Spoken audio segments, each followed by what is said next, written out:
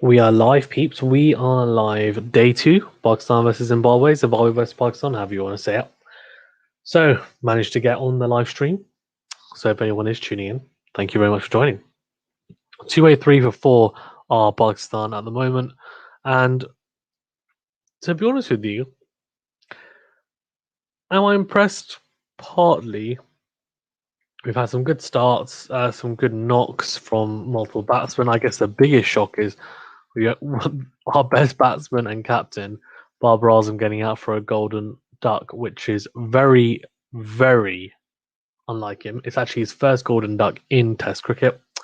That doesn't surprise me, to be fair, because he is a class act. But he just pushed at one, which he should have just gone dead bat, really, to. So that was a little bit disappointing, I guess. Apart from him, I guess you could say Azhar Ali missed out. Didn't really cash in after getting a start. 36 from 70 for him. And we also have a couple of others. So Fard Alam at the moment is at the crease with Muhammad Rizwan. They have built a tidy little partnership here of nearly 60 runs. Fard Alam 60 not out, going strong. Muhammad Rizwan 24 not out. And yeah, I mean, it's really, really disappointing, I think, for someone like Imran Butt, who got 91. He was batting really well, I thought.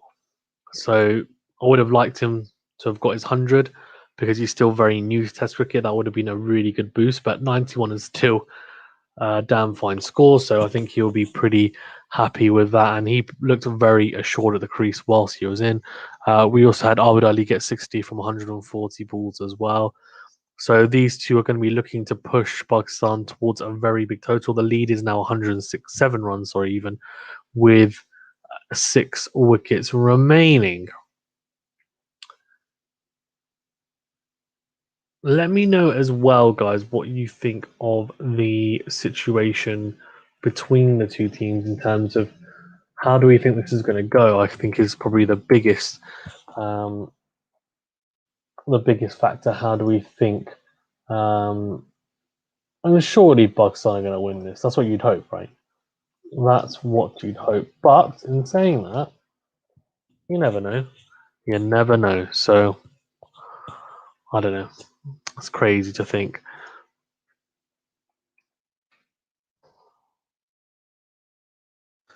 So I'm just going to have a look as well because realistically, Pakistan at the moment with a lead of 110, you'd expect them to do pretty well here.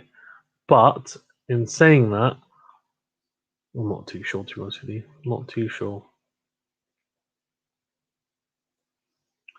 Right.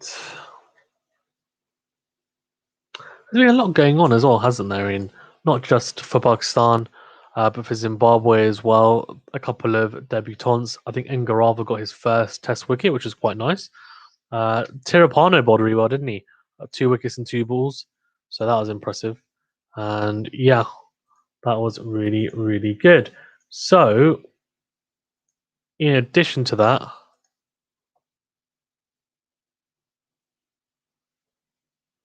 but yeah, that's fine. Anyways, I'm hoping that Pakistan can build a pretty hefty lead here. That would be ideal. Right. Of course, it would be ideal. 286 for 4. I will update the scoreboard as well. Pakistan lead by 110 runs. And there is 125 of 69, Fard Alam 63 of 104. I'm quite intrigued to know how Fard Alam does here because he's looked kind of in and out, a couple of really nice straight drives. And I think there's definitely been question marks around his technique and whether it can be effective in all conditions. But I think so far it's pretty difficult to dispute it not being good because he's done very well, I think, in all conditions, hasn't he? So, yeah. Anyways, we've got some comments. Mohammed Hussain says, will Pakistan ever be a ruthless team? I mean, despite opposition, we still play very ordinary cricket. Not even a single guy scored a century. We'll see. It's still time to go, Mohammed Hussain. Don't be too harsh on us, guys. Don't be too harsh, man. It's all good. Sometimes you just gotta chill, Mohammed Hussain. Just gotta chill. It's all good, man. It's all good. It's all good. It happens, right? Like, I mean, Imran Butt looked pretty good. Fard Alam's looking good. I wouldn't be surprised if he gets 100. So I think it's fine. Yes, okay, you could say that realistically, we should be winning this by quite a bit more than we are, but I think we're still in a pretty comfortable position, and I'm not too unhappy, to be honest with you. I'm pretty happy with the whole thing. Right, let's update the scoreboard as well because I haven't done so. Oh, damn adverts! Keep on coming in between. I will update it.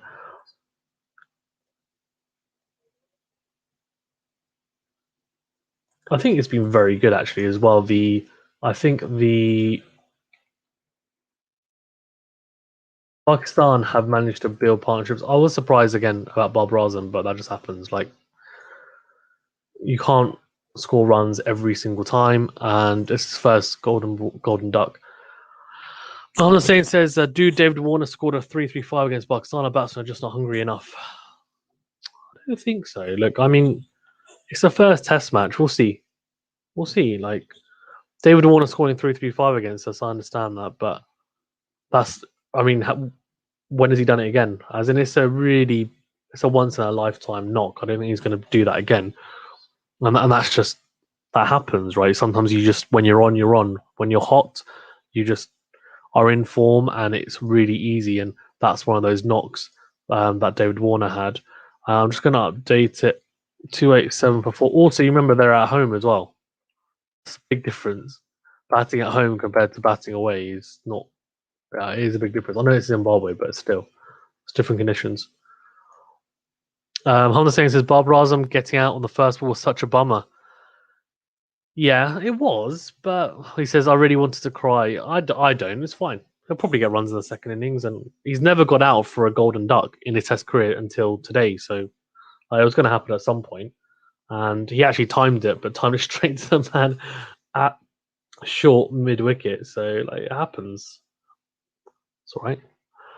Thing is, right? Maybe it's because I play cricket every week pretty much, and as a batsman, sometimes if you get out, first ball, then it happens. Okay, yeah, if you constantly get out, get yourself out, then yeah, you can get upset, etc. But if you get a good ball, especially, I think it's just a case of I got a good ball, it happens. So, it's cricket, man. It's cricket. With bowlers, it's a bit different. You can make a mistake and then you can just come back next ball and get a wicket. But most of the time, if you make a mistake, that's it. You're gone. You're gone, and that's it. Fazan Khan says, "Morning, good morning, Fazan. How are you doing? How's everyone doing here? I hope everyone's doing well."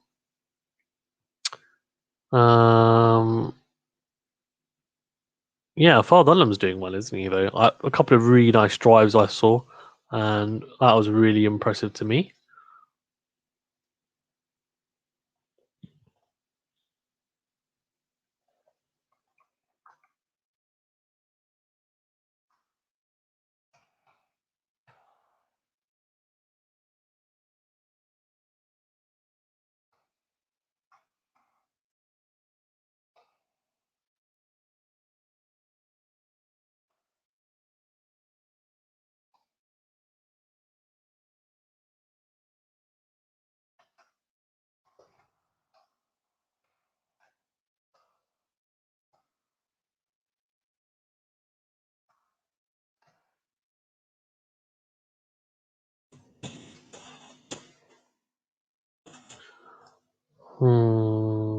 Fazan Khan says, "I hope there is no second innings for Pakistan. Also, this isn't an easy pitch.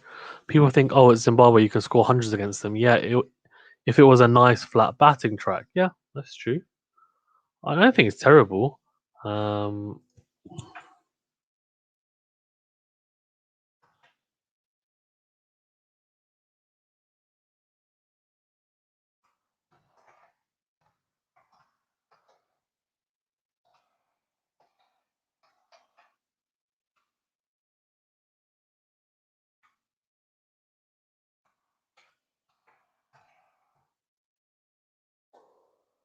right.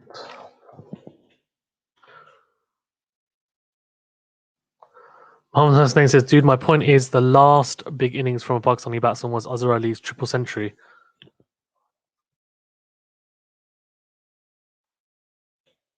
Yeah, that's true. I don't know. I get your point. I do get your point. I do get your point. And to be honest with you, I don't know. It's one of those things that I do agree with you to a degree on this thing. I think yes, there has been a slight lack of big daddy scores, I guess, but I think that definitely is. To, I don't know. I think it's definitely a case of, you know what, we need to get stuff done. We need to make sure that going forward as well, Pakistan, I guess, do quite well here, and it would be nice to get some people get hundreds, double hundreds, etc. I get that. I do get that. So I can understand where you're coming from. I can. I think the last time someone scored a 200 was a bit of time.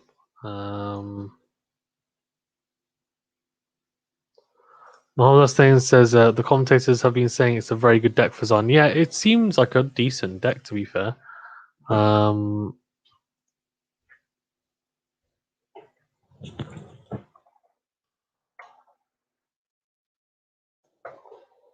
290 for 4 here. I do agree. It doesn't look terrible. It doesn't look fantastic either. It's not a flat deck. I'd say it's coming on pretty nicely. I think maybe the contrast you can see is maybe just a contrast of quality that the Zimbabwe players struggling a bit more, but there's also better bowling from. Oh, it was much better bowling, sorry, from Pakistan and Zimbabwe, and the quality of bowlers we have are quite different, I would say, and that it definitely showed the chasm between the two teams. Because realistically, if you look at it, Pakistan have got very good bowling, I would say. Anyway, I'd argue that we've got pretty good bowling attack. So yeah, I think that makes a big difference. Also, the Zimbabwe batsmen, some of them are a bit experienced as well. So yeah, it's an interesting one. Razan Khan says, I agree, but remember, most players who score huge runs do it in their home conditions. We haven't had many games in home conditions. I still say that has a lot to do with it as well.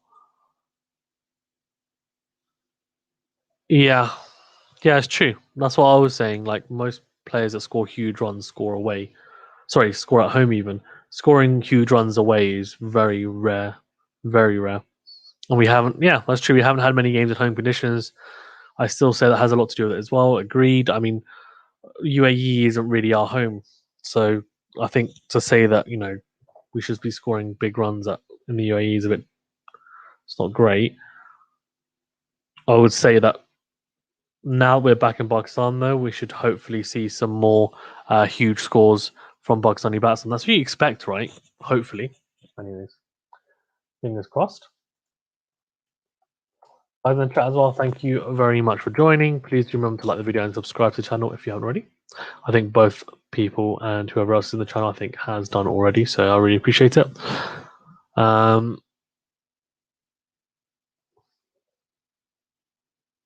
It's interesting because from a technical point of view, if anyone actually cares, the reason why Bob Ross got out is because his bat, he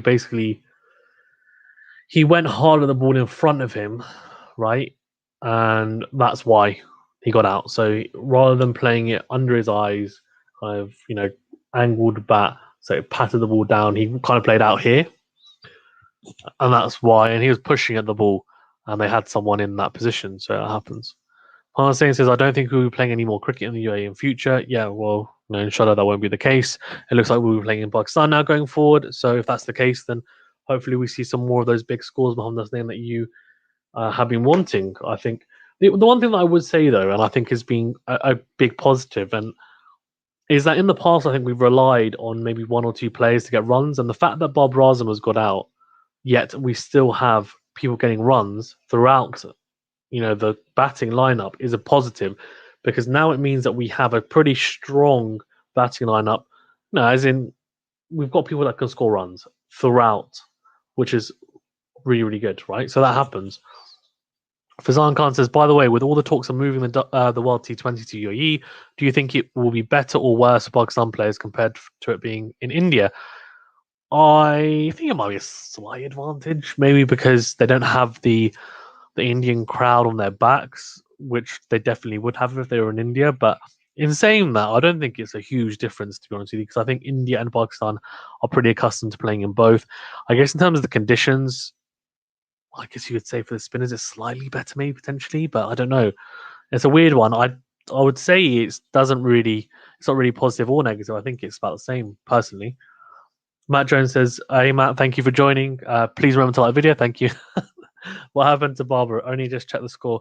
Yeah, so I was just saying, Matt, before you actually just came on, that Barbara Azam, first of all, by the way, this is the first golden duck he's ever got in Test cricket.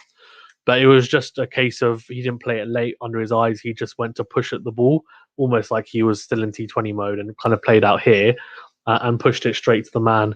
Timed it really well, but short mid wicket, low catch as well. So just a technical deficiency in that first ball that you faced, and that happens. Like, you get a first baller sometimes, and he will be a bit disappointed he got out first time, and the fact that it is his first golden duck ever in Test cricket. But I think it is what it is, right? It is what it is.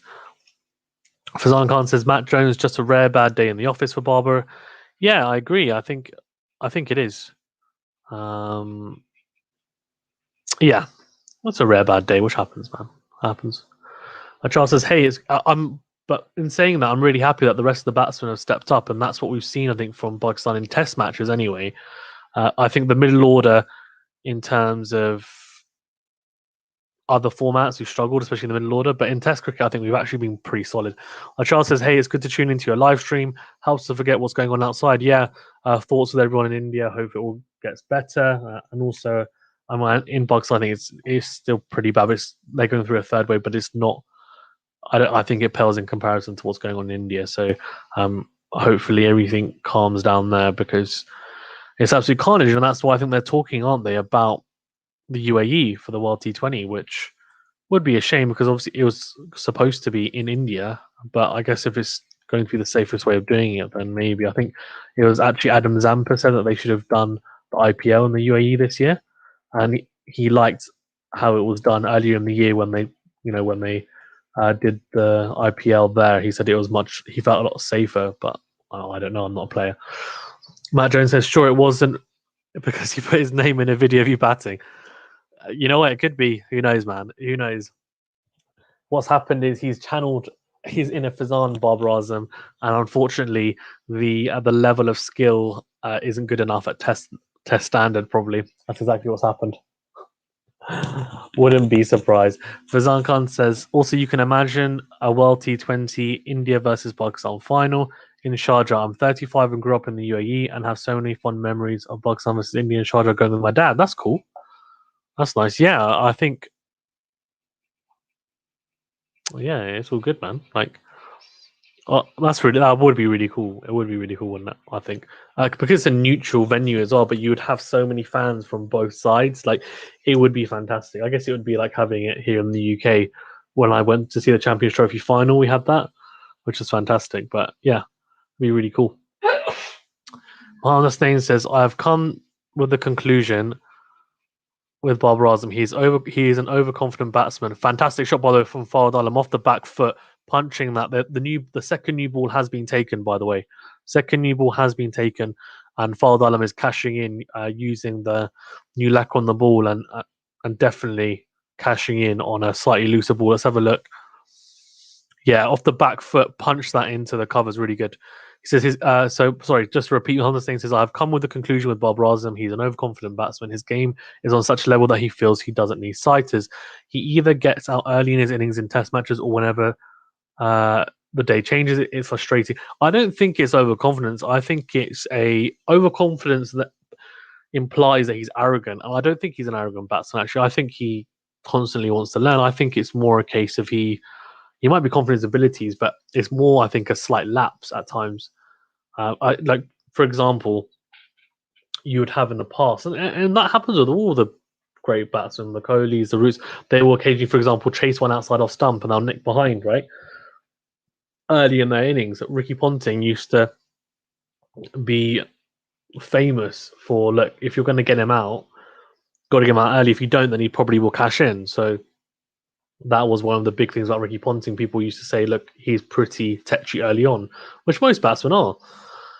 Someone like Bob Rasman, I think is probably the same, but I think it was more just see ball, hit ball. I wouldn't overanalyze it, if I'm being perfectly honest with you. I think it just happens. Charles Shah says that I can't understand how IPL is still going on in Delhi, especially when there are people lying dead just a few meters away from the stadium. What's your opinion? My opinion is, so in the PSL, right? Well, I think let's draw comparisons. So that because I think it's quite good. The Pakistan Super League was going on, and a couple of players contracted it, right? But it wasn't actually that rife at all in Pakistan. It actually calmed down quite a bit in Pakistan at that point. Now, what I would say is that realistically, in the Pakistan Super League, they stopped it straight away as soon as that happened. Well, I say straight away, maybe like a week, but either way, it stopped.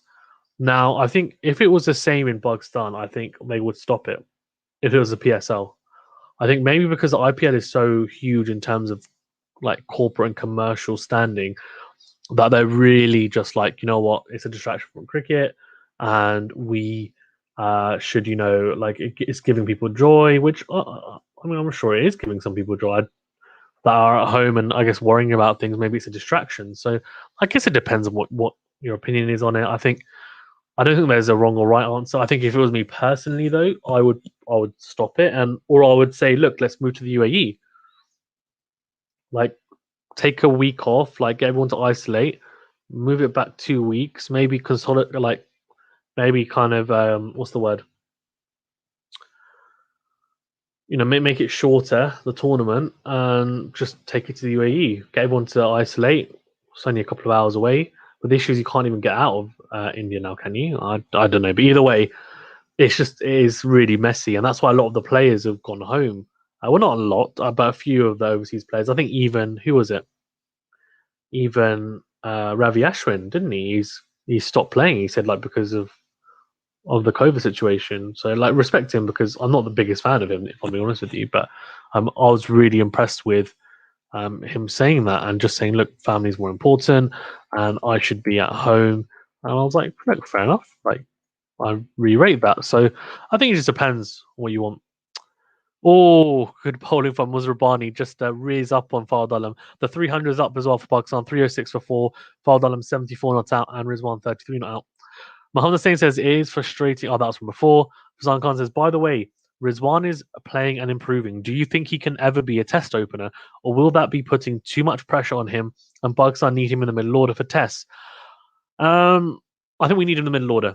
I think he's very good in the middle order. He gets it ticking along. I think he's quite a busy player. I think there's a difference between opening in T20 cricket where the way that he plays is very, very. I think the way that Mohammad Rizwan plays is very suited to white ball cricket in terms of like batting up the order.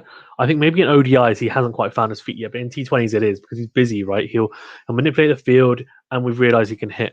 In Test match cricket, I think you need to be quite patient, and now I think he wants to be busy, which then definitely leads me to the conclusion that you should be at 5 or 6, which is where he is at the moment. I think that's perfect because he can also battle with the lower order as well, and I think he's very good doing that, and he's a very intelligent cricketer, so I would keep him where he is, personally.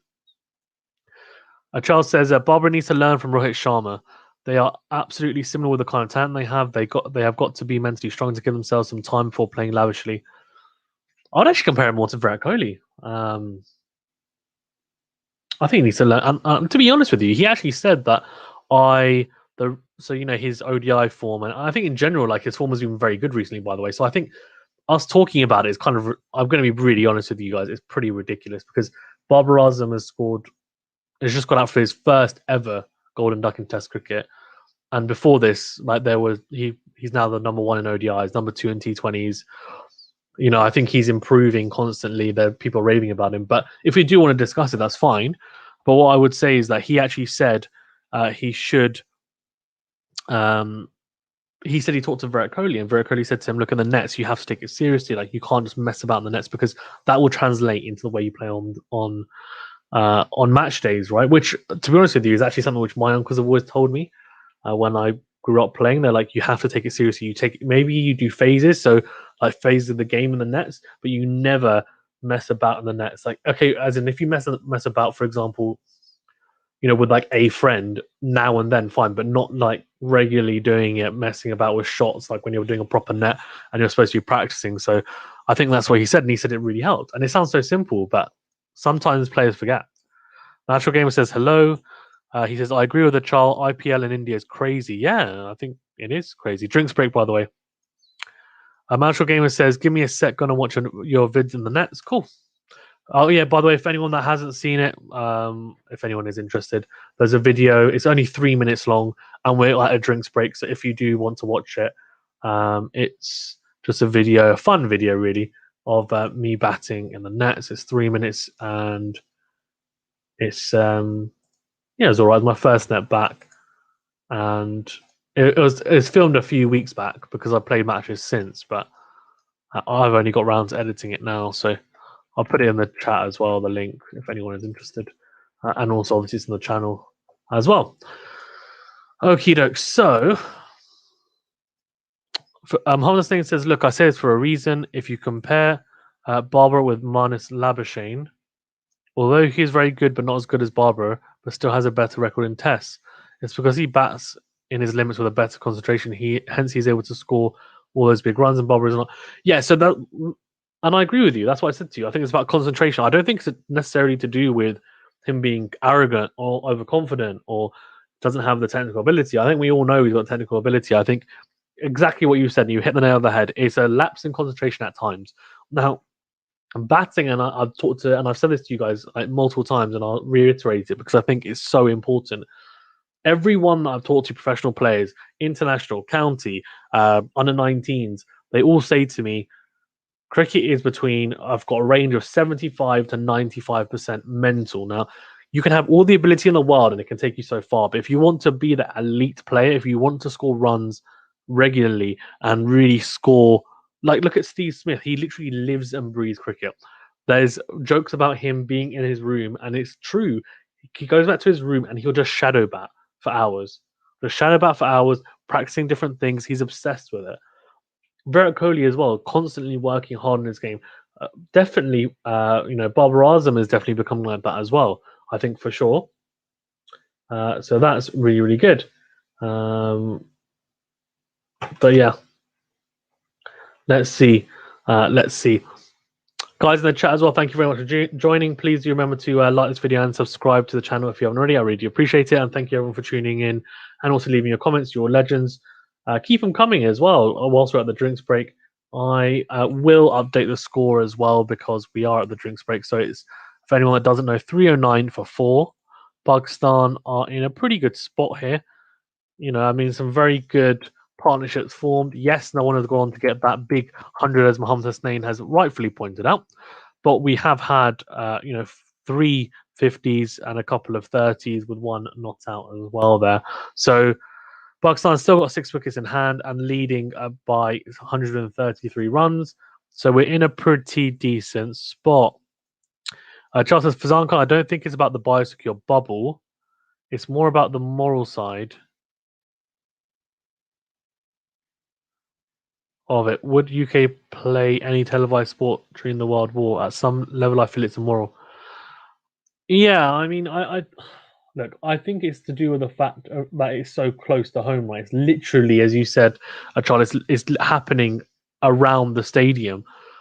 And there's actually a really, really poignant graphic that one of my friends, Cash, who has been on the channel before, who is like, a big fan of the iPad as well, actually. And he said, he sent it, and I'll put it in the chat if I can. Am I able to do it? Let's have a look.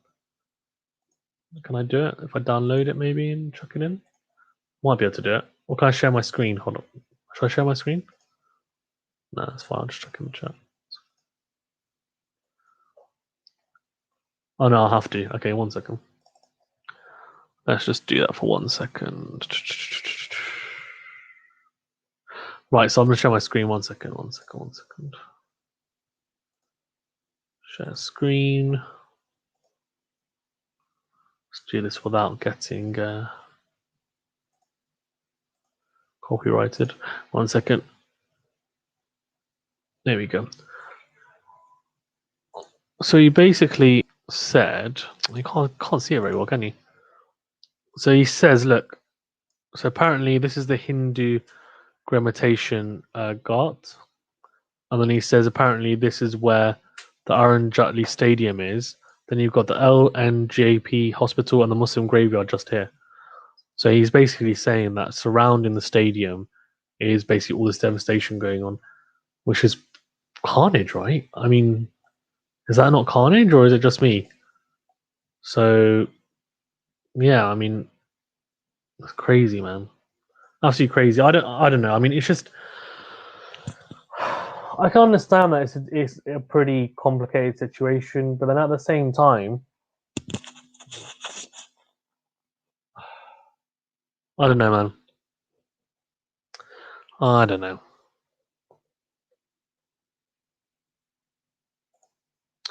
Right.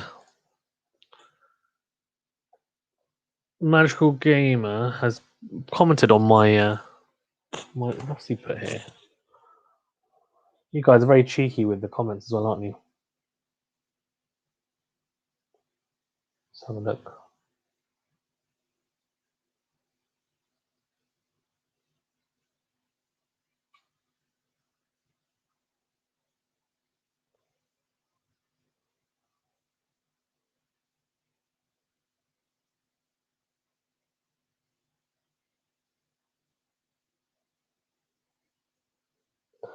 Right, 314. That's a fantastic shot from Mohamed Rizwan, but they just cracked that through the covers. Really, really good shot off Engarava, the left-hander, bowling across Mohamed Rizwan. Just leans on it. Really good shot. Quality shot, you might say.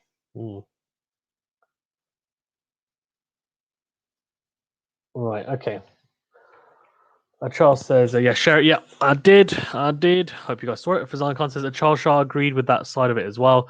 Unfortunately, this is what you get when you put money above everything, because let's be real, it's all about money, not about cricket at this point. It's very true. It is. Like, let's be honest. I mean, if it was a bilateral series, could stop it, wouldn't they? Imagine if it was a really like extensive series between like, I don't know, India and Australia. Do you think they'd carry on? Well, they did that with England, though, didn't they? Maybe not involving India then. Let's say England and Pakistan in England. I think England would be like, "Soz guys, bye." I don't know. Did I read out this comment? Maybe I didn't. For says for IPL, all I would say is all the resources going into maintaining the IPL bubble, can they be put to serving the people of India and help them, given how desperate the situation in India is? Yeah, good point as well. Fazan Khan says, that being said, it's the F1 weekend too. Anyone else watching F1? No, I'm not. Don't watch F1. I will be watching boxing. There's big boxing on here in the UK. I'll be live streaming that tomorrow evening. I'm pretty sure none of you in the chat are interested in that, so I'm assuming I will not see any of you there. But if so, I'll be doing that. There's also tennis starting next weekend, the Madrid Masters as well. So yeah, there's loads of stuff going on though. F1 as well, for anyone that's interested. It's cool. And my team Chelsea are doing pretty well in the Champions League, so can't complain. Can't complain. If Chelsea get to the final, I might actually live stream the Champions League final just because why not? Fardalam is 77 off 119. This is a really good knock, by the way. He's going at 65 strike rate, so he's actually striking at a higher strike rate than Mohamed Rizwan at the moment, which is quite surprising because Fardalam is seen as more of an anchor than anything. Yes, he'll get you runs, but he doesn't normally score this quickly. I think they've struggled maybe with the stance as well. If you haven't bowled to someone like Fardalam before, you might get put off quite a bit by his stance and the way that he bats. So that could be something to bear in mind as well. And Grava running in. Yeah, good stuff from Fardalam. Very, very good stuff. Very solid behind the bat. Got in line.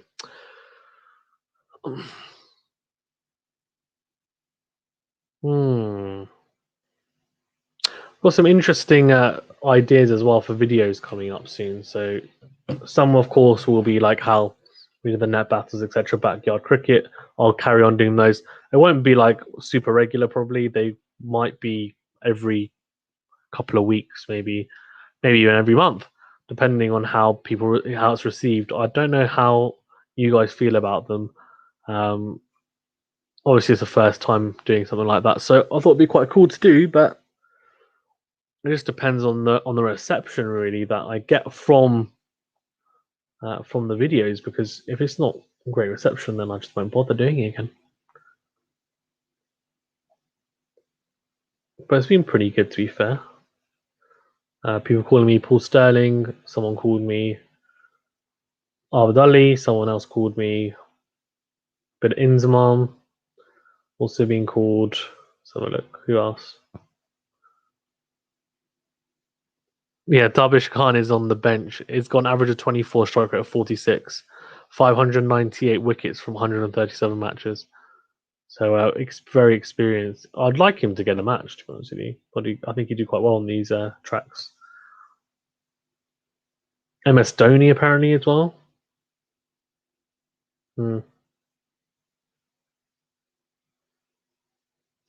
Yeah, I should be having another net today actually. Later on this evening, weather permitting. Weather's actually held up so far today here in the UK, but it did say it was supposed to rain later, so let's see. Let's have a look. Muhammad is one with another boundary. Muzrabani, their main threat. No, it's not, sorry. Oh, he's got hit. Ooh, we're hitting the stomach. That is going to hurt quite a bit. Right, so I've got here. Oh, man. It's saying it's going to rain. It's supposed to rain. Oh, my God. That is carnage. So it's supposed to rain basically the whole week. Fazan Khan says, as far as they aren't calling you Asif Ali or Iftikhar Ahmed, you're doing well in life, lol. That's very true, to be honest with you. That's actually very true. So I'll take it. I'll take it for sure.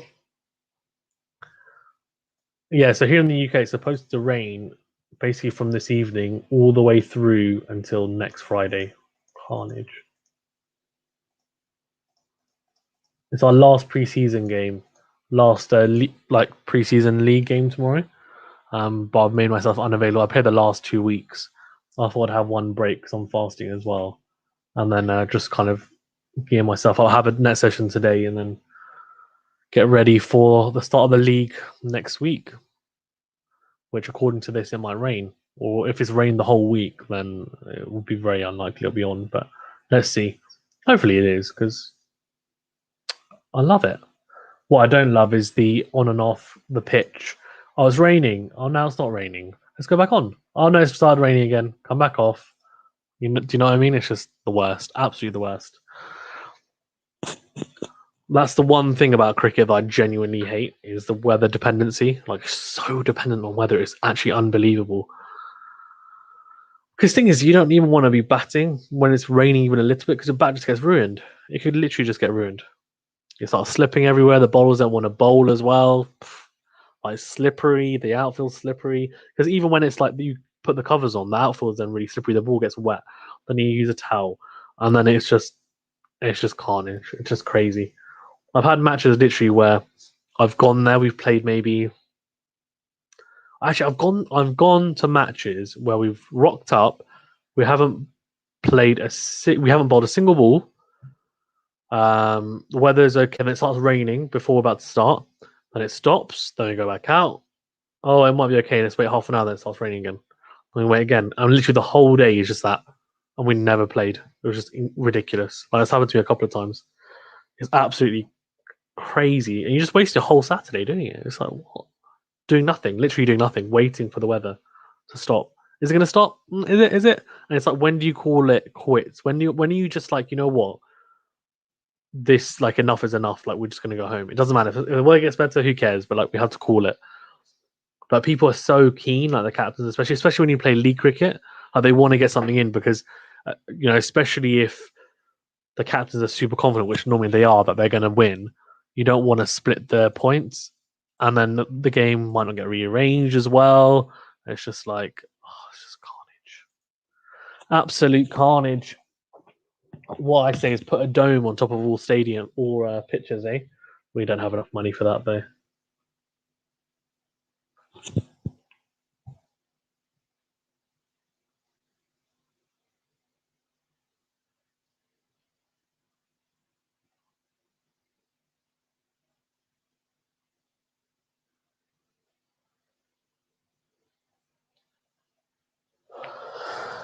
A couple of comments here. Right. Charles says Zimbabwe bowling seems to be very ordinary on the first look, or also very shaky foundations too. Musrabani is a decent bowler. He's pretty solid, to be fair. That's a good flick though from Fardalam. Engarava is like, you know what? He seems very. He bowls like Sam Curran. No. He's not. He's not. Engarava says Zimbabwe's Ravi Rampal. Ravi Rampal's a pretty good bowler, you know. No, he bowls like Sam Curran. He's a left armer, but his action is exactly like Sam Curran's. He stops at the crease, and he's quite. He looks. He's a taller version of Sam Curran, basically, but he's exactly the same. It's really weird. That's a very good shot though from Fardon. I'm just flicking that to the square leg boundary. He's on 81. Mohammed Hussain, where are you? Because we might get another 100 here. We might get 100 here. He doesn't want just 100 though.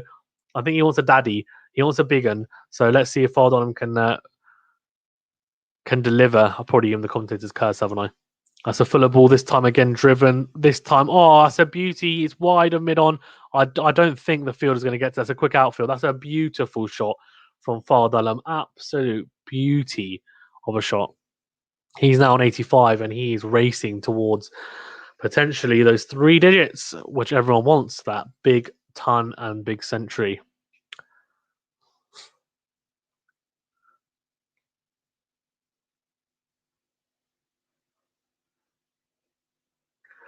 Right.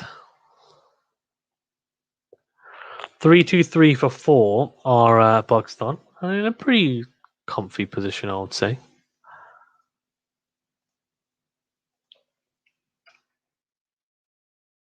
Ingrava, Mr. He bowls exactly like Sam Goran. Crazy.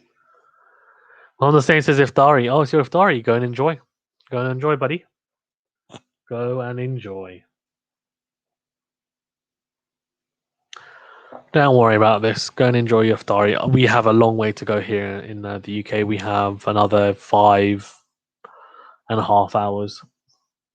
Ours is around 8:25 now at the moment in the afternoon. Sorry, the evening even. 8:25 in the evening is when we open our fast. Yeah. To be honest, on the whole, it's been pretty good. As in, it's been pretty easy even. But yesterday, I got quite tired and hungry. It's weird. I didn't even do anything. The days when I played tennis and cricket, I've been less hungry. And yeah, crazy. Anyway, good shot from Mohammad Rizwan. It's Engrawa again, straying on his line and length. I think the left hand right hand combination is definitely not helping him. It's a shorter ball, and he's strayed down the leg side, and Mohammad Rizwan just put him away. Pulled him around the corner for 4 runs. So that will be welcome runs for Rizwan, because he hasn't been going at the same rate, I would say, as someone like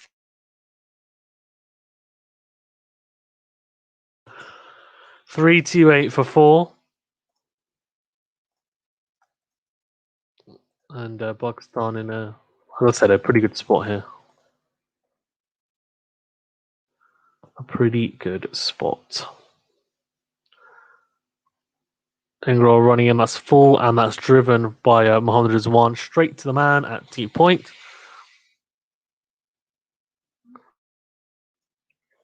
That'll be a run. What do we think this means as well for the World Test Championship? Surely it doesn't mean anything, because India obviously playing in the UK. So will they just get out and be fine to come to the UK? I think because India is on the red list, I think you just have to isolate, do you? Like 14 days in like government quarantine or something?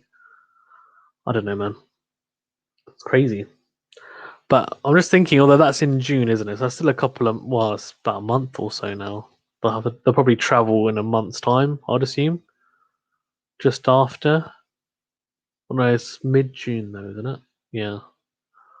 I don't know.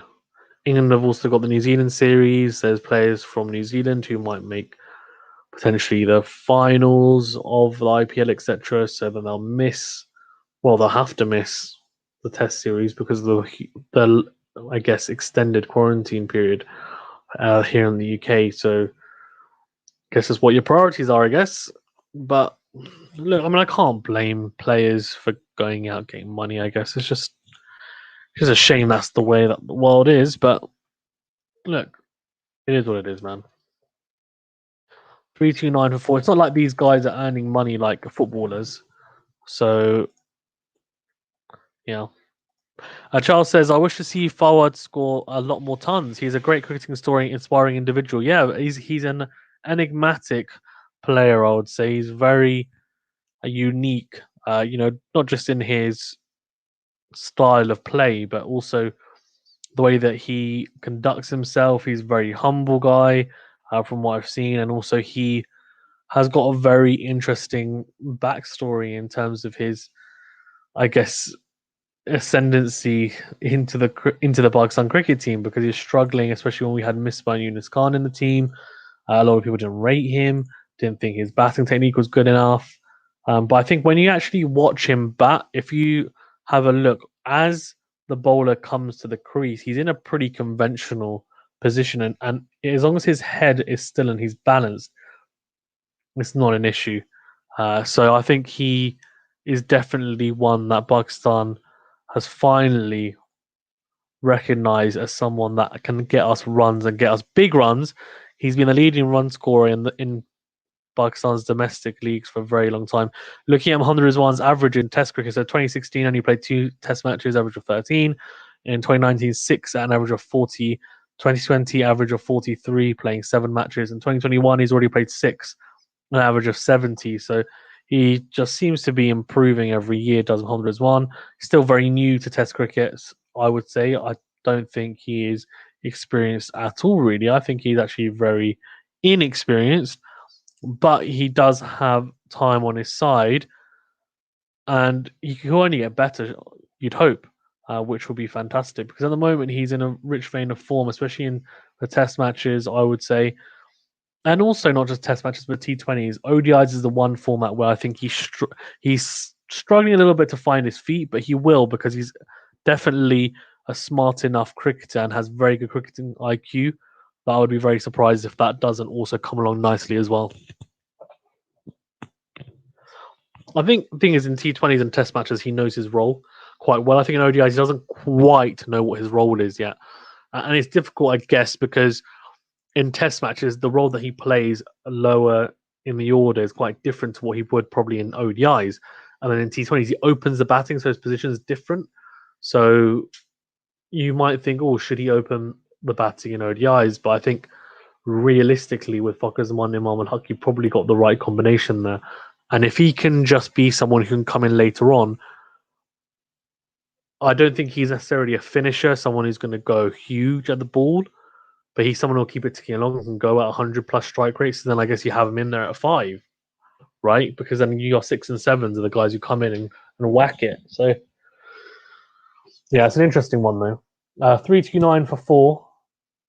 Pakistan 1 ball left in the over. Muzrabani has put in some hard yards. This is 22nd over, so he is he's bowled a fair bit, as have their other Zimbabwe bowlers as well, because Pakistan are occupying the crease quite well. Looking at his T20 average, wow, this is crazy. 2015 average of 20. Oh no, they've skipped it. Come on. Don't do that. They put up the graphic and they skipped it. Put it up again. Put it up again. They're trying to.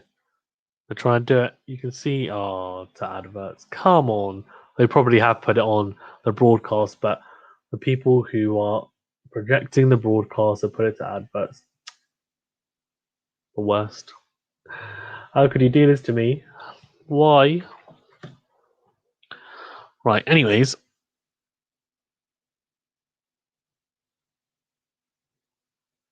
I think Venu really enjoyed his video, actually, of him batting. He really, really did enjoy it. I was really happy as well, because I think he is someone who he doesn't play league cricket at all. He doesn't play.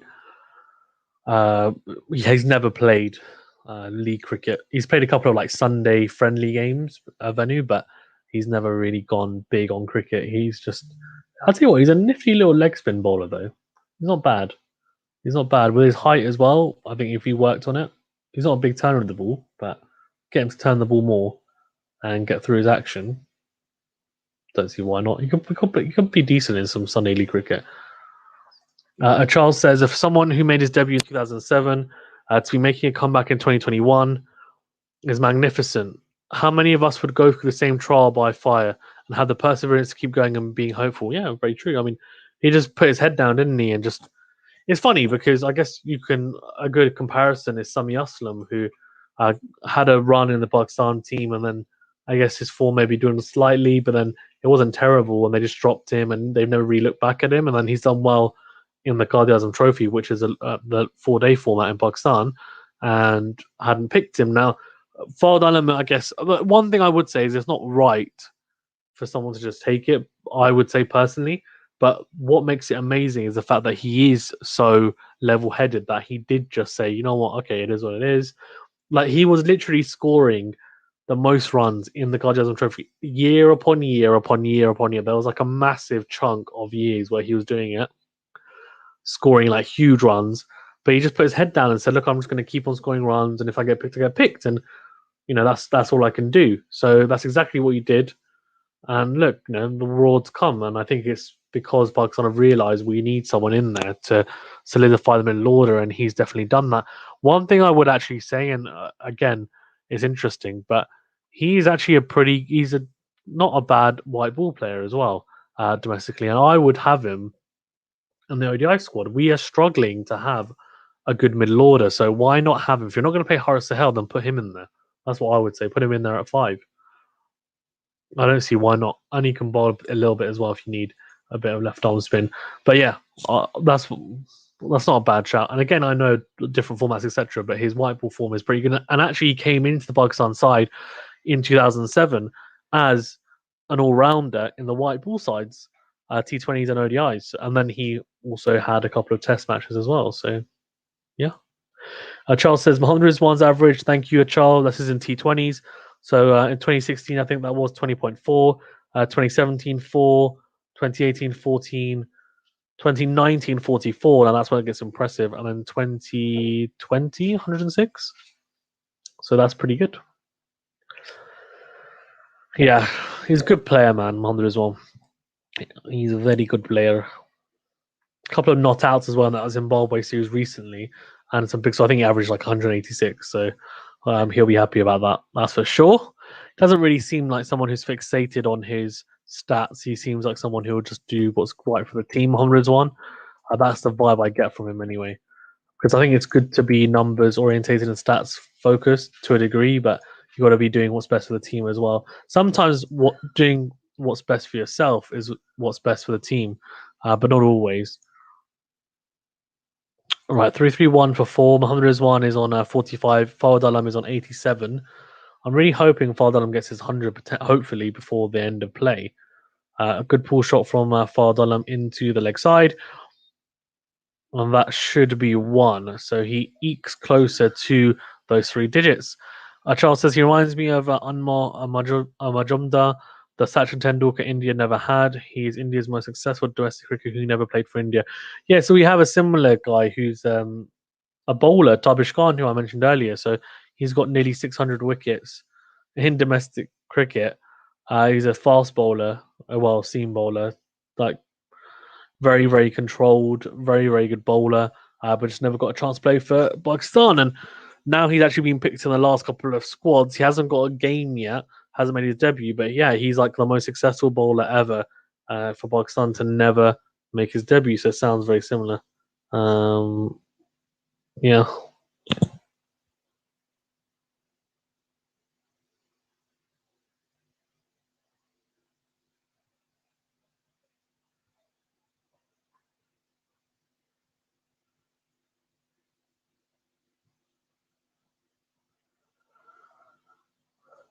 Right, 3-3-2 for 4. 8 overs remaining.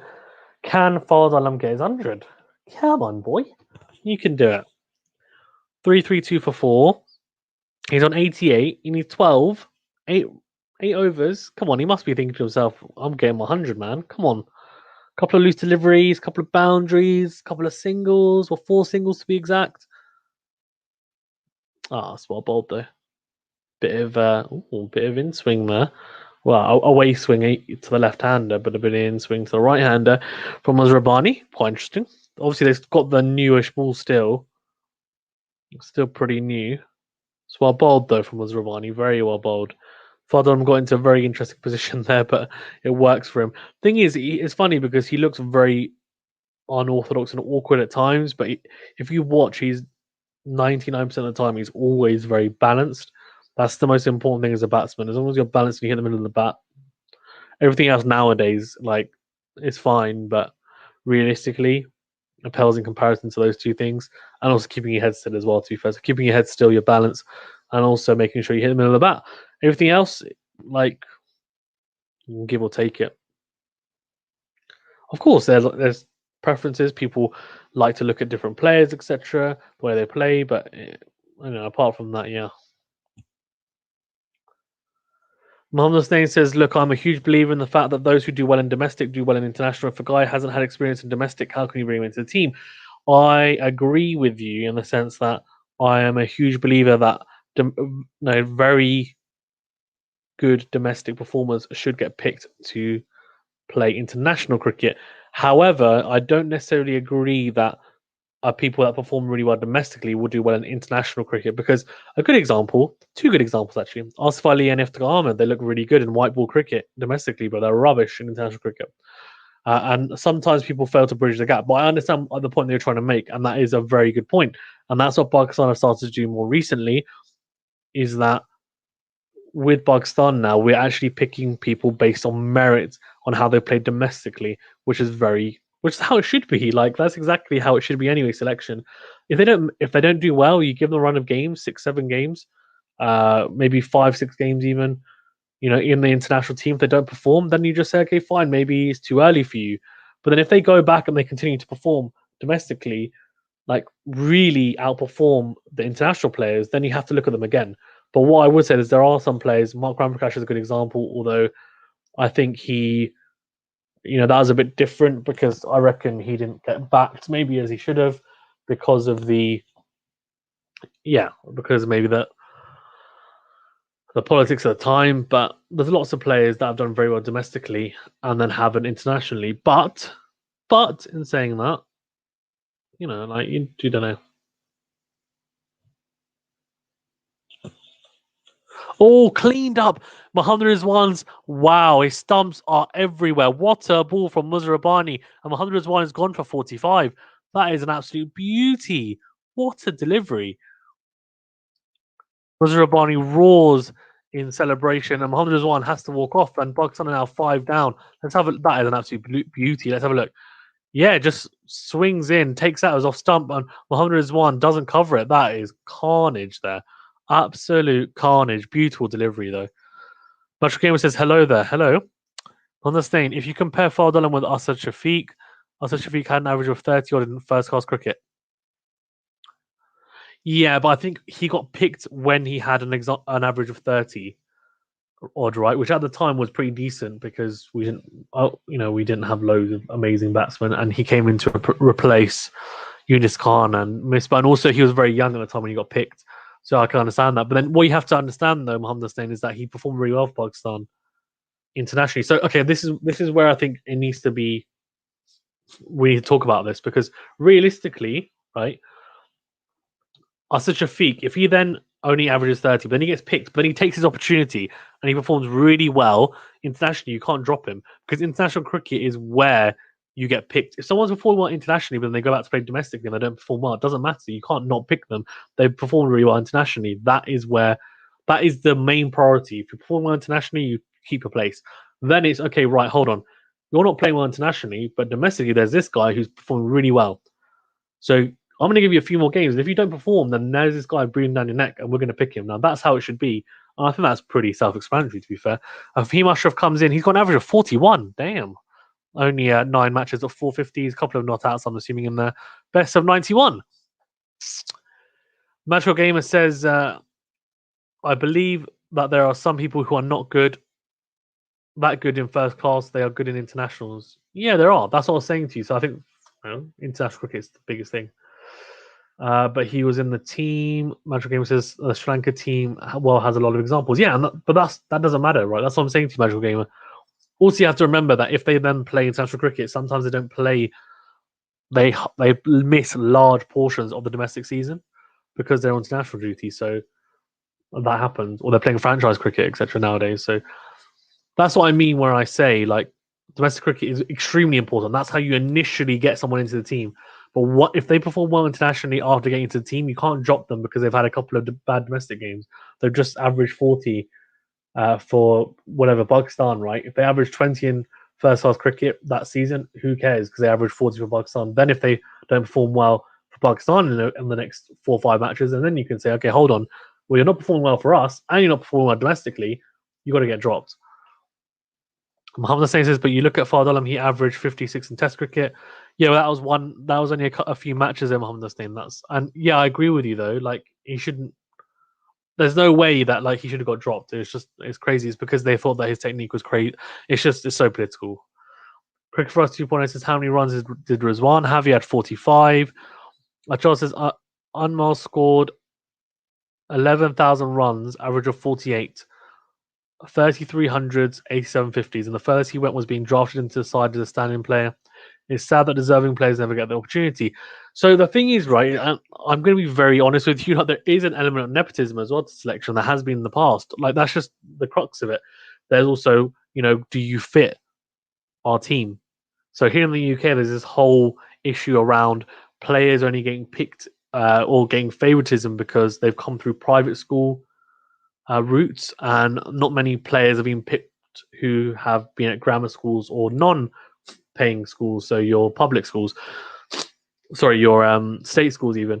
So like it happens in all countries, unfortunately. But look, for example, if you've got someone's son, gets picked for Surrey because they're good mates with the Surrey coach of that year group, and they get an immense amount of coaching and they improve and they're good enough to kind of get through. But actually, there's someone who's playing for the local club and he's actually much better, but he doesn't get a look in because you know what?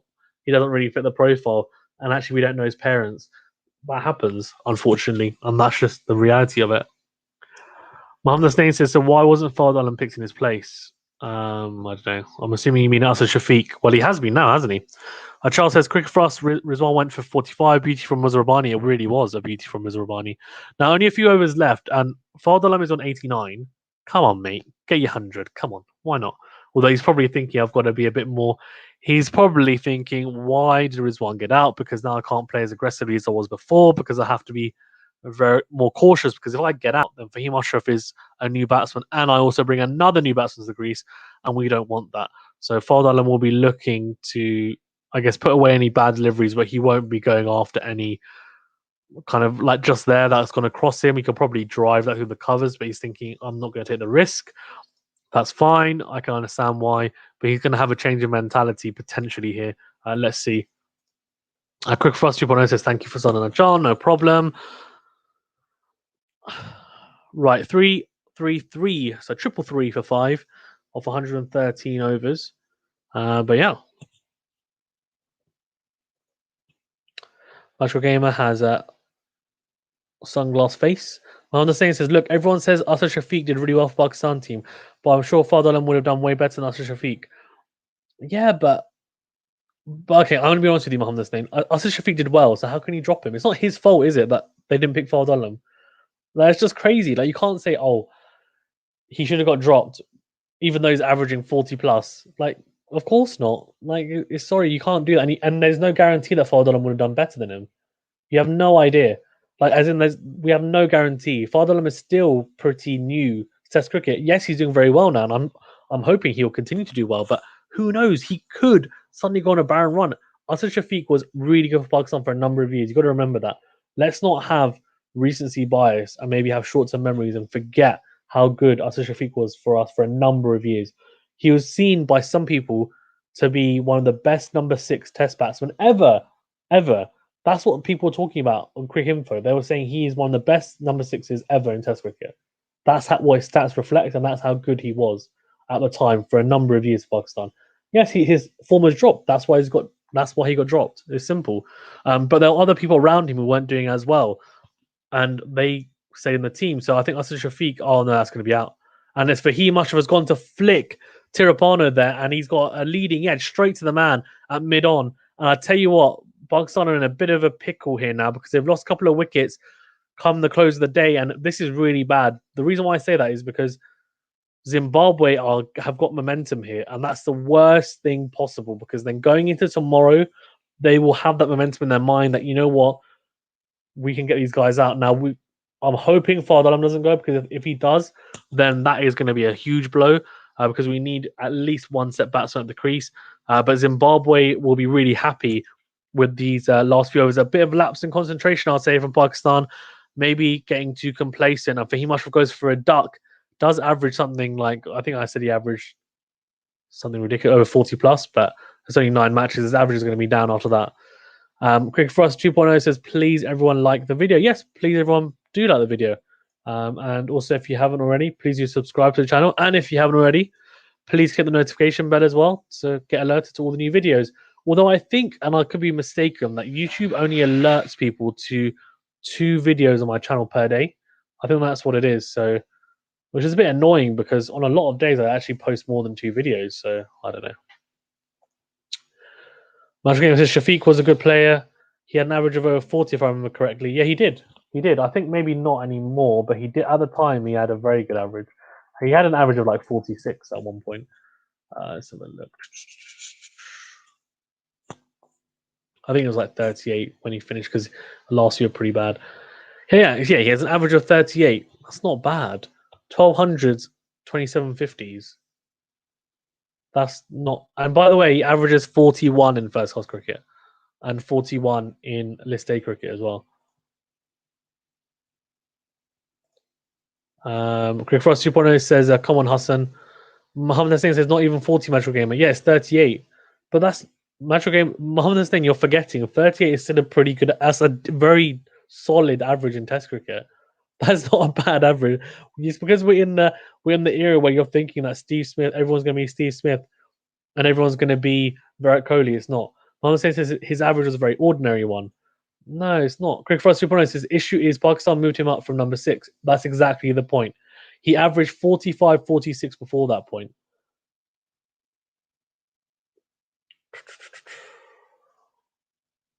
Don't say it's 1277 matches. Yeah, but you're forgetting 1200s and 2750s. So every other test match, he scored a 50 or 100. I've just done the maths. You're very biased, Mohammed Hussain. Very, very biased. And I'm just trying to be logical with it. I'm not saying Fardalam shouldn't got picked. He should have got picked because he was in fantastic form, but he shouldn't have got picked over Asad Shafiq, as in that shouldn't have been the player to not be in the team. That's my point. I think you're being a bit harsh on Asad Shafiq because he did a very good job for us. And number 6, as Usher said, the issue was that he was doing so well at number 6. He was seen as one of the best players ever at number 6. That's what they're talking about. But we moved him up because he was doing so well, and then his form deteriorated because there's more pressure moving him up. And actually, he was doing so well at 6. Just keep him there. Charles says, I don't know about that sort of profiling, but I can clearly see that BCCI is promoting a certain kind of players more nowadays. I can't see BCCI promoting another Pujara and unlike Pant, Iron, Hardik. Yeah, because they look a certain way, etc. So, yeah. Well, the thing says 12 plus 25 is 37, yeah? Times by 2 is 74. 77 matches is close enough. 1 every 2 matches. 335 for 6 off 114.3 overs. Hassan Ali is on 0 and Fawad Alam is on 91. Come on, mate, get your 100. Lead is 159. Not bad at all. Not bad at all. I think the issue is, though, those 2 wickets now doesn't make it look fantastic, does it? We're kind of thinking, well, how much more are we going to get? I think we need a lead of at least 200 would be nice, at least. If we can, as Hamza Hussain said, if we can make sure we only bat once, I think Fazan said that as well. If we can make sure we only bat once, that's good. Mohammed Hussain says 77 matches means about 140 innings. Yeah, but I didn't say once every innings. I didn't say once every 2 innings. I said once every 2 matches. Is what I said, which is still not bad. An average of 38 as well. And what you got to remember is that he scored a lot of 30s and 40s when he got moved up from number 6. But he was solid, man. He was solid. I remember he scored some really, really big knocks.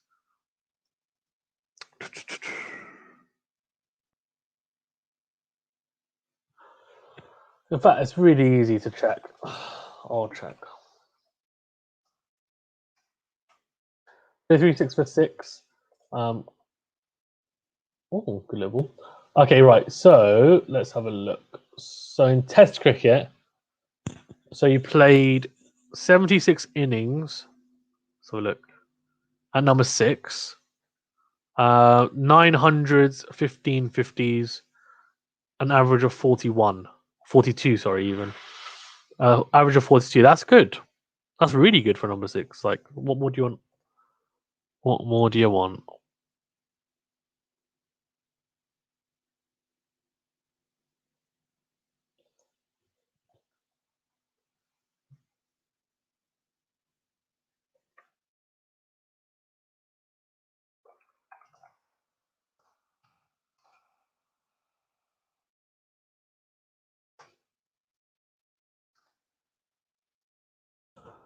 Right, 338 for 6. Fardalam is now etching close, is he? Homeless Nate says, I remember only 2 knocks of his, one against England in 2015 or 2016, and one against Australia. We got out to a bouncer. So you have not been watching Pakistan very much, then, have you? Which is why you have this warped perception of him. You got to watch more of him to know. If you'd said to me, I've watched loads of innings from him, and I remember seeing him bat, I would say fine. But the fact that you've only seen him twice, I don't agree with what your point is. But I understand the Fardalam point. I agree with you with the Fardalam point. Like, he should have been in there ages ago. So no disagreements about that. But who knows? Like, maybe we brought him in earlier and he got ruined. Maybe he just didn't score runs and then he got dropped again. We never saw him again. Maybe this is the perfect time for him to be in the team. That he's so mature now that he will now go on for years and be dominant. We don't know. Leaders are 162 here, and Pakistan are 338 for 6 off 115 overs.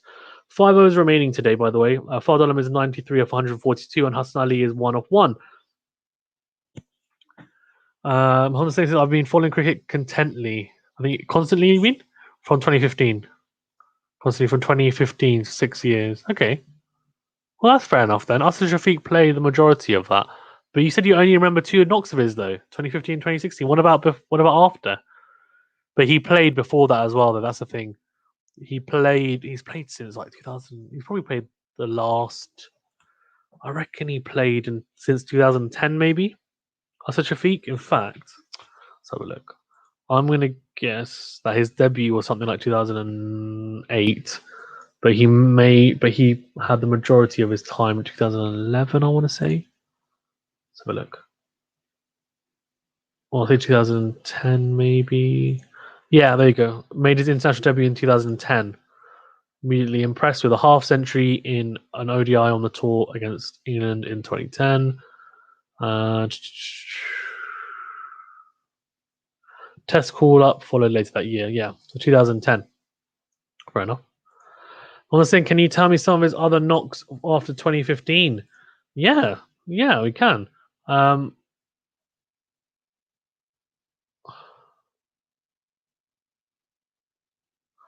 is that a 4? I don't think that is.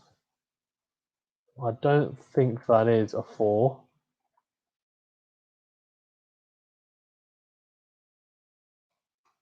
That doesn't look like a 4. So ever.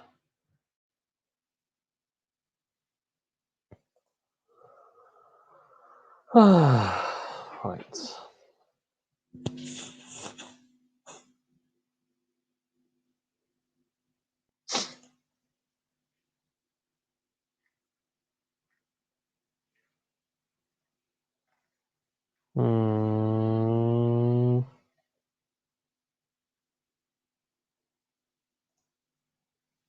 Oh, 4 runs. 4 runs.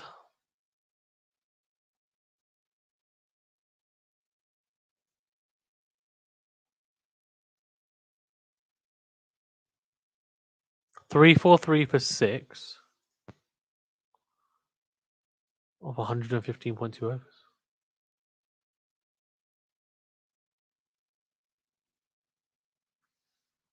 Okay, let's have a look. So 2017 scored 112, 2018 scored 104, 2019. So in 20 17, he only scored 100, but 2018 he scored 3 50s and 100. 2019 scored 5 50s. 2020 scored 150. So his average, to be fair, in the last few years since 2016, which is probably why. Oh, Fardon gets his 100. Yes, come on. 101, not out of 144. That's what I'm talking about.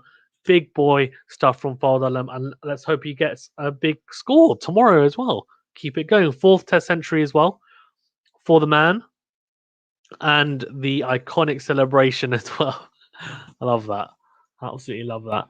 But I think that's probably why as well, to be fair, Mohammed Hussein, about your perception, because the 2 years before you started watching constantly, 2014 he averaged 46, before the year before 2015 54 average, then 2016 only 36, 2017 25, 2018 33, 2019 42, and then obviously last year 22. So that'll probably be why as well. And Mohammed Hussein said Fardolem is a champion cricketer. Yeah, average of 45 at the moment in test matches, 10 matches, 18 innings, and this is his 4th test century. So clearly, when he gets past 50, he loves getting to 100, doesn't he? So let's see. Hopefully, we can go on even bigger tomorrow, because this has been a very impressive knock so far. Mohammed Hussein says, yeah, his celebration is pretty special. It is. It is, yeah. Mohammed says it's way better than Hassan Ali's celebration. I don't mind Hassan Ali's celebration. It's quite cool. All the kids here in the UK, they loved it when we had the World Cup. Hassan, lots of people were copying his celebration. Actually, they actually really loved it. So I think it's okay. It's a bit of fun, isn't it? A bit of fun. So 400s, no 50s. So Fardano, as I said, really likes dealing in hundreds. I'm sure we'll see him. We'll see some more as well. Hopefully, he goes quite big. I'd like to see him get past the 150 mark. He looks very, very comfortable. Hasn't looked troubled whatsoever, really. It's a good drive, it's straight to the man at mid off. Only a few overs left as well in the day's play.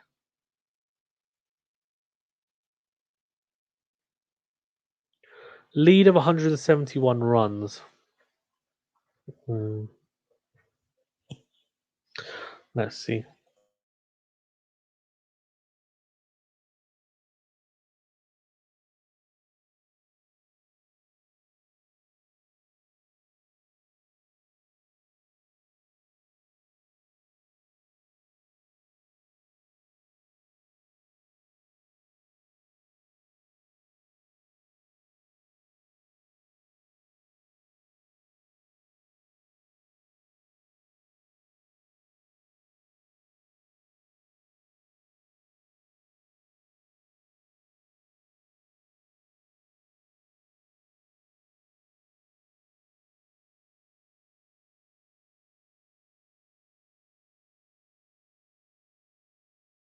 Like then, yeah, as well. It's me. Mohammed Hussein says, I didn't stream much of the match. Was Rizwan struggling because he doesn't really bat this slow? A little bit. I think he was okay. I think he was taking his time, but he didn't look his most fluent self, to be fair, Mohammed Hussein. I agree. He wasn't super fluent. I think Fardalam was actually scoring quicker than Mohammed Rizwan, which is quite unusual, I would say. So yeah, but he was playing okay. I think he got a pretty good delivery in swinging, took out his off stump, didn't cover it. Yeah, I think he was okay. He was busy, but maybe not striking as cleanly as he might have liked.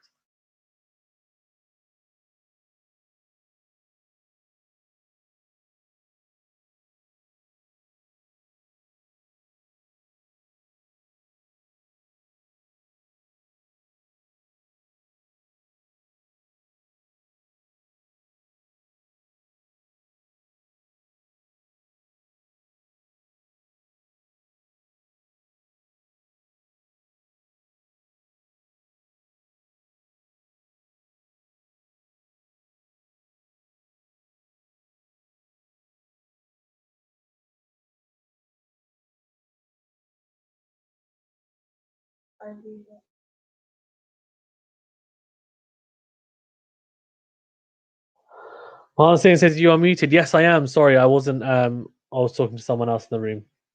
That's why. I wasn't deliberately. Sorry, I wasn't by mistake muting myself. My wife. I was talking to my wife in my room. 349 for 6 off 116 overs. It must only be a couple of overs left now. They said 5 a few overs back, so I'm assuming we've got maybe 2 overs left of the day's play. We're halfway through the 117th over. 116th over, sorry, even. Lead of 174. What do we think is a good lead? I reckon Fatherland's on 100 at the moment. If he can go big, Hassan Ali will just swing, really. I think, really, as soon as Fatherland gets out, Hassan Ali will just go ballistic. Although he's scored 100, hasn't he, in the Cardiazam Trophy? He can bat, man. He can bat. He's not, I wouldn't say he's an amazing batsman, but at 80, he's okay.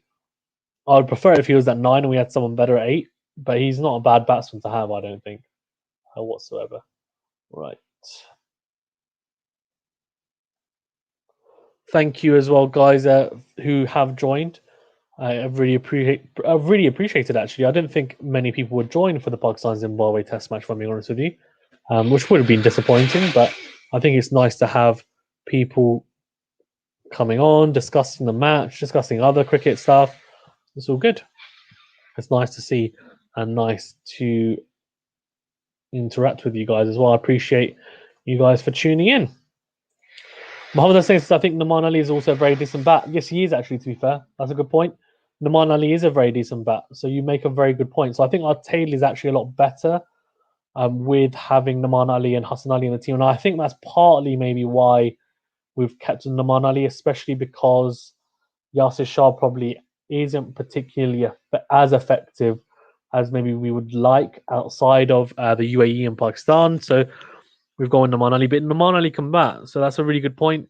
And in the past, I think we've struggled because realistically, 8, 9, 10, 11, we haven't had much batting. But now, actually, we've got a bit, to be fair. I mean, you know, Naman Ali, as you said, can bat a little bit. Hassan Ali can. He's got 100 in domestic cricket. Sheen Afridi can bat a little bit. Sajid Khan, Mohammed Hussain says Sajid Khan can also bat. Okay. I haven't actually seen Sajid Khan bat, to be fair. I only know really about his bowling. So if he can bat a little bit, that's even better. That's fantastic. He says, so we bat till 10. Okay, that's really good then.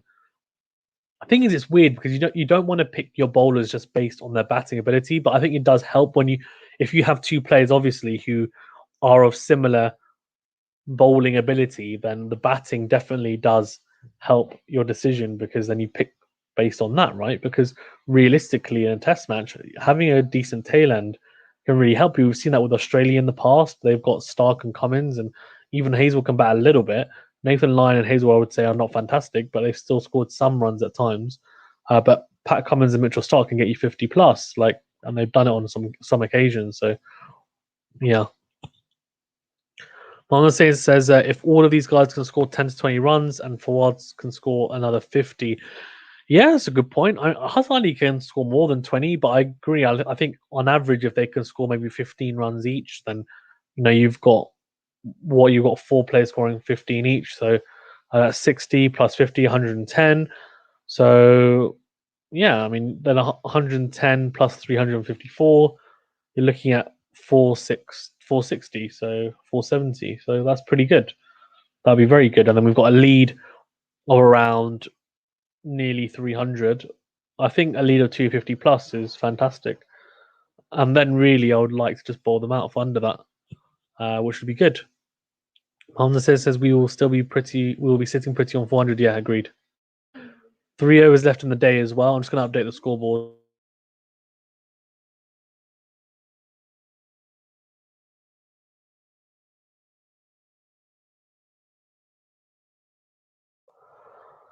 Right, lead of 178 runs here for Pakistan. Hassan Ali is in 5 of 6, and Fawad Alam 104 for 149. A really majestic 100 from the man, the lefty, the enigma that is Fawad Alam. Roy K has come back on. He's only bowled 6 overs, but he is back on, the part-time off spinner. I would call him, really. I don't think I wouldn't call him anything else. Now, I think they brought him on because they're probably thinking Hassan Ali will go after him, which he probably will. There's only 3 overs left in the day, though. So if I was him, I would be thinking, no, that's a full toss first up, gets away with it. This time, Hassan Ali does respect him. This time he does manage to pitch it, and it's on about middle stump, doesn't turn too much, and it's a pretty dangerous line length, and Hassan Ali gives him the respect he deserves and just pats that down. This time he comes down the ground, tries to go over the top, and he does. That's a really good shot from Hassan Ali. He dances down the track, hits it over mid-off. At one point, I thought it was going to go straight to mid-off. It does go over, and this is why they brought him on, because he will create, well, he'll either create chances or go for runs, but I think they're willing to take the risk at this point because Hassan Ali will bat probably one way. And yeah, nearly went to the man at mid-off, managed to get over him, and it's gone for 4. So Hassan Ali will be saying, you know what, I meant to do that, that's fine. Probably went to go a bit longer than that. And KO will be thinking, you know what, I can get him out here. He's bowling around the wicket to try and... Oh, that's a big shot, though. He's tried. That's a big boy shot.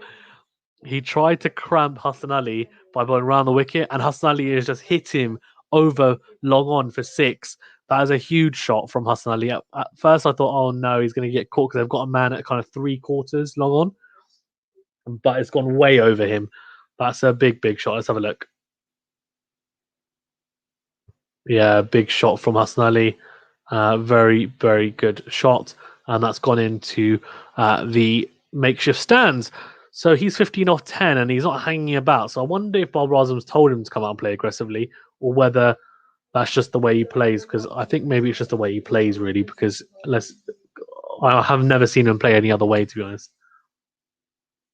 This time, oh, that's well bowled. That's an outside edge. Hassan Ali realizes he has to respect that delivery, and it kind of spins away from the bat after he edges it, but it's one bounce straight to the guy at slip, and it's Brendan Taylor. It falls just in front of him. Brendan Taylor was standing upright there. He wasn't paying attention. This time, Hassan Ali tries to go big. Has he got enough? Yes, he has. That's gone, and that's gone for 4, I think. Has it gone for 4 or 6? Might have gone for 6. I think it's gone for 6. Oh, big boy shot. It's a slog sweep from Hassan Ali. He is tearing apart Kia here. He is not hanging about, Hassan Ali. He really is in 21 off 12, and that's the end of the over, and that's a big over for Pakistan. 16 off it. Hassan Ali doesn't want to hang about.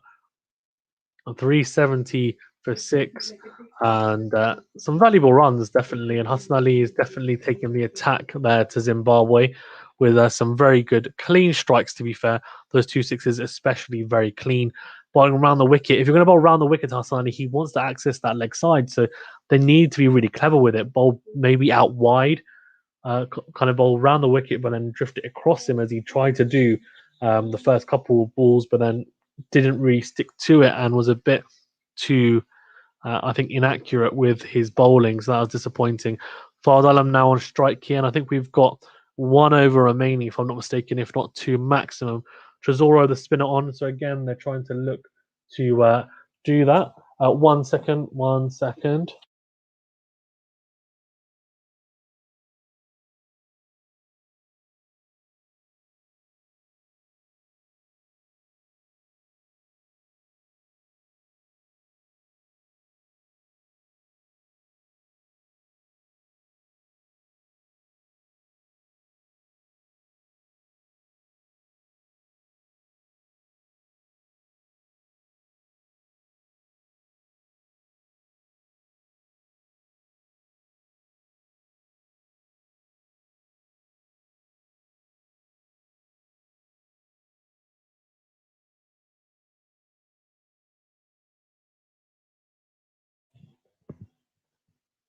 Well, thing says, hey, I have a question. Azhar Ali and Fard Alam are both 35, so we'll both probably leave at the same time. Should this concern us? That's a good question. I don't think so, actually. Just because, and maybe that's why Fard Alam is not playing shorter format cricket as well, because they maybe want him to just concentrate on playing one format. That's a good shot for Fard Alam, by the way. He's 35, but he doesn't have many miles on the clock in terms of playing international cricket. So if he plays well enough, he can probably play until 40 plus, probably, Fard Alam. Azhar Ali's a bit different because he's played for Pakistan quite a long time.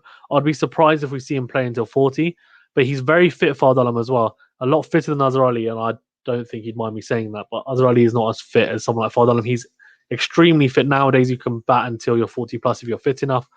So Fard Alam, I think, will play longer than Azhar Ali, if I'm being honest. If both of them are still kind of, good enough to play for Pakistan, I don't see them leaving at the same time, if I'm being honest with you. I could be wrong, But I don't see that happening. I actually see Fardalam lasting longer, mainly because he's also new still, right? He's still pretty inexperienced in Test cricket, so he'll have that hunger to want to play for as long as possible. Fardalam looks to have just strained his elbow there a little bit, so I think they're just stretching it out. Maybe it's his bicep he's strained. Pakistan lead by 198 runs though, so the 200 lead is nearly up, and we're nearing the end of the day's play as well. 374 for 6 so far.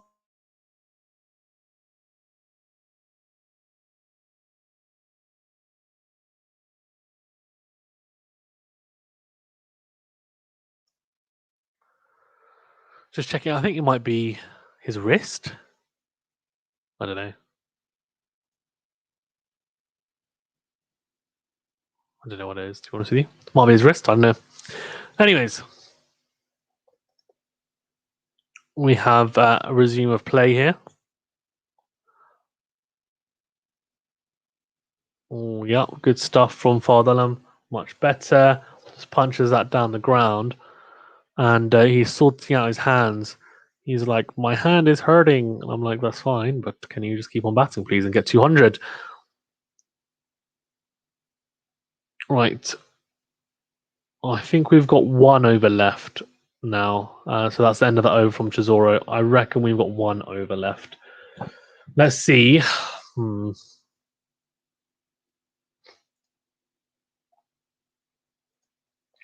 But yeah, so just to kind of summarize, I don't think it's a concern, if I'm honest with you. I think if you have more than 2 players that are that age, then maybe having 2 is fine. Which is maybe why they haven't looked at Mohammed Abbas. But by the way, Mohammed Abbas is tearing it up here in the UK. He's playing for a county here, and he's just like ripping through everyone. Average is like 11 with the ball. He's actually been ridiculous. He got a hat trick and 6 wickets in 1 innings a couple of weeks back. He's literally just causing carnage here. Anyways, Tresoro's on. Oh, sorry, Shumba's on even. Bowling to Hassan Ali. This should be the last over of the day's play. Hassan Ali's 21 off 13. He's been very attacking. But in saying that, I think this is the last over. So interesting to see whether he stays attacking. Oh, no, I think he's been told, maybe from Fardalam and also the guys in the pavilion, to calm down now because we don't want you to get out before the end of the day's play. So let's see. I think if he's in the slot, I'll still go for it, though, knowing him. No, he's been good. He's pretty solid. On the same says today's match for Mohammed Abbas has been pretty average. Yeah, but his average so far this season, and this is I think the 3rd or 4th match, has been very, very, very good. He's been very good. But yeah, I mean, you know, I think the thing is in these conditions as well, he'll be so good in the UK. He's just an absolute beast, to be honest with you. So good. So good. Right, 374 for 6. Now I'm hoping.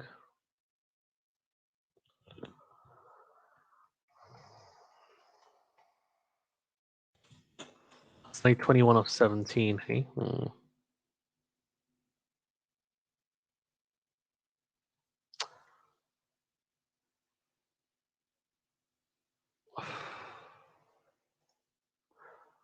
120, that's the end of the over. I think that's the end of the day's play. Yes, it is. It is. So Pakistan end on 374 for 6. That's a pretty good day's play, I would say. I think it could have gone better. I think a couple of soft wickets, I would say, but overall, I don't think we can complain too much. But yeah, Mohammed Abbas is ripping it up for Hampshire. Let's have a look. I think I'm not saying that maybe today he hasn't been as good, which is that happens. Can't be a beast every single match. But he's got the best stats so far of all the bowlers here at the moment. Yeah, against Hampshire, isn't it? Yeah, they're playing at the Oval there. That's why Oval is flat as heck. Hampshire getting out for 92 all out is a shocker. It's an absolute shocker. because Oval is a really good batting track. Umla's on 176 not out and Pope is on 104 not out. Flipping egg. Good shot from Fard Alam. Mohammed Singh says, to be really honest, Frost 2.0 says, as soon as I get home, the match finishes. Lol, yeah, it does. It does. Are you, Arshad, you're working then, are you? Not from home then anymore? If so, I feel bad for you, man. Especially fasting as well. A shame. Just having a look at the highlights. Okay, I think I'm going to go in a couple of minutes. Cricket Frost 2.0 says the county championship is looking great. Yeah, it is. It is. I'd actually love to do like a segment on that. I was thinking of doing a weekly segment on county championship cricket, but I guess that's Venue covers it in Venue's cricket catch up to Brunel City anyway, so probably no need to do that. But yeah.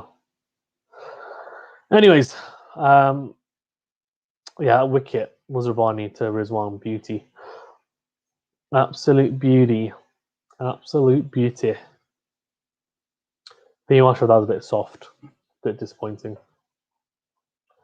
Quick Frost 2.0 says, no, I'm working from home, just had to go for okay.